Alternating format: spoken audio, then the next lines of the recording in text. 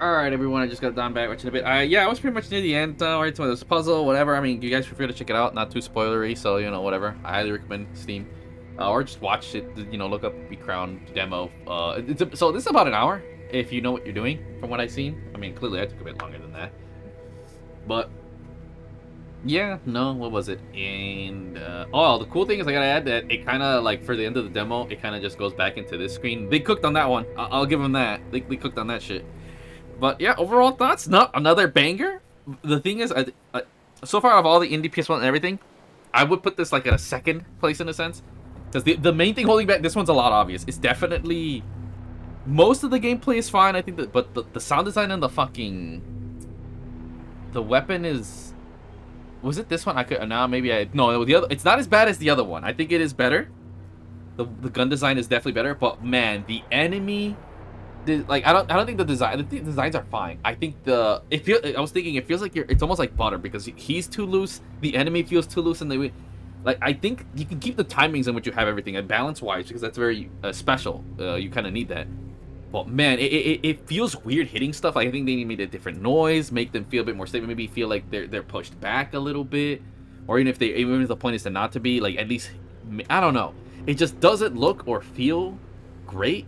And mind you, it can feel great in a bad way. That's something Silent Hill 2 did very well. And this one, no, it just feels like literally, it just doesn't feel good. Like, that is the biggest flaw with this game, is the combat.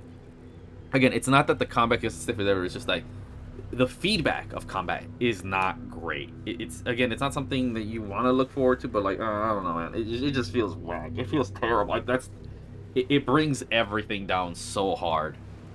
Also, I think the filter a bit too strong.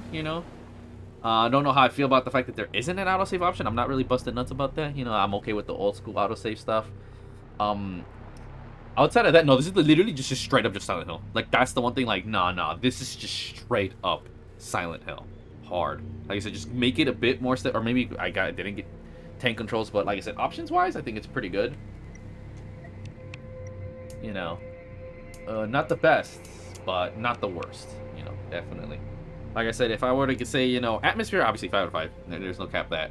Sound, music, and they did have music so far, 5 out of 5. Same with sound design, minus the weapon sound design. That's why it's like a 4. Everything else outside of that cooked. Even the enemy noises are fine. I think the font could be a bit better. Yeah, no, overall, super solid. I mean, I'm definitely gonna snag this. So this is for me personally, obviously I'm interested, and from what I played, like, yeah, I could fucks with this more. And at the end of the day, it's no better. Daymare had the same kind of issues. Like, if anything, I think this feels more polished. Optimization-wise, again, also, I would almost say, with all of them, I'd say 4.5, 5 at best. This one had the worst frame pacing out of all of them. So, I don't know, there definitely needs to be some optimization in that end. Definitely. So, oddly, kind of the worst running one out of all of them. But, I mean, as far as PS1 and everything, yeah. So, something needs to be done with the frame pacing. I do like that they locked the frame rate. I thought it's fine. I have absolutely no issue with that, clearly. But there's something they need to like clean up, or I don't know what it is that could be causing issues. Trust me, someone who's a developer, it could be something really simple or something really complicated. You don't fucking know. But yeah, the frame pacing, and that's gonna be a bit of a bitch. And I only had maybe 2 hiccups, out of the other one I had a lot, and I feel like the other one wouldn't have had as much if the frame rate was locked. But the fact that I had hiccups when it was locked and there's frame pacing problems makes it a lot nicer, so you can actually identify what the issues are. But for the most part, the gameplay, even if they can get to it, I would largely say it doesn't really detract from the experience. I mean, there might be a time here and there where I'd be like, oh, fuck, it could get you killed, whatever, because the thing is, you don't know when it's going to happen, right? But instead of that, largely, definitely the game I'm probably second most excited for. Because this, at the end of the day, core game, love it. Like, it's straight up just fucking Silent Hill. Like, in everything to the T. If anyone's played Silent, like, no, this is literally the most spiritual successor game I've ever fucking played.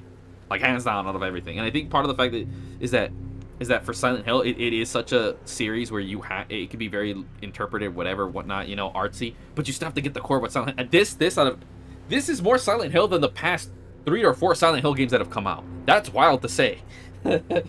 Codes, what are your thoughts from what you have seen of rip-off Silent Hill, known as Becrowned?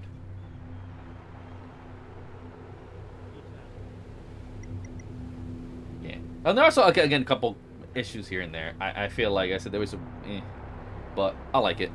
Good stuff. Look forward to seeing it. And go check them out to see Becrowned. Go check them out at the store. Shout outs to developer 13 Studio. Top Hat Studio. Oh shit, what the hell?